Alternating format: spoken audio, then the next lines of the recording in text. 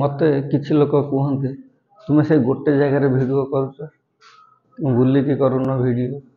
ଆମେ video reels କରୁନୁ ଯେ ଆମେ ବୁଲିକିରି ବ୍ୟାକ୍ଗ୍ରାଉଣ୍ଡ ଚେଞ୍ଜ କରିକିରି ଭିଡ଼ିଓ କରିବୁ। କିନ୍ତୁ ମୁଁ ଯେଉଁଠି ଭିଡ଼ିଓ କରୁଛି ସେଇ ଜାଗାରେ ହିଁ ସବୁଦିନ କରାହେବ, କାହିଁକିନା ସେଇଟା ହେଉଛି ମୋର ଫାଙ୍କା ଘର, ସେଇଠି ଭିଡ଼ିଓ ସବୁବେଳେ କରିହେବ।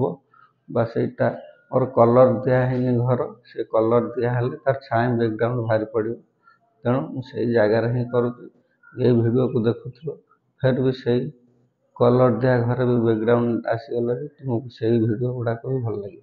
ତେଣୁ ମୁଁ ସେଇଥିପାଇଁ ଏ ଗୋଟେ ଜାଗାରେ ଭିଡ଼ିଓ କରେ। ଆମେ ରିଲ୍ସ କରୁନା ଯେ ବ୍ୟାକ୍ଗ୍ରାଉଣ୍ଡ ଚେଞ୍ଜ କରିକି ଗୀତ ସହିତ ଚେଞ୍ଜ କରିକି ଆମେ ଭିଡ଼ିଓ କରୁଛୁ। କିନ୍ତୁ ଆମେ ବ୍ଲଗିଂରେ ଲୋକଙ୍କୁ କଥା କହିବୁ ବା ସଚେତନ କରାଇବୁ। ଏଇ ହେଉଛି ଆମର ବାର୍ତ୍ତା। ଆମେ ୟୁଟ୍ୟୁବରେ ପଇସା ରୋଜଗାର କରିବା ପାଇଁ ଭିଡ଼ିଓ କରୁନା, ଲୋକଙ୍କୁ ସଚେତନ ବାର୍ତ୍ତା ଦିଆଯାଉଛି। କେଉଁଟା ଭଲ କେଉଁଟା ଖରାପ, ଏଇ ହେଉଛି ଆମର କଥା।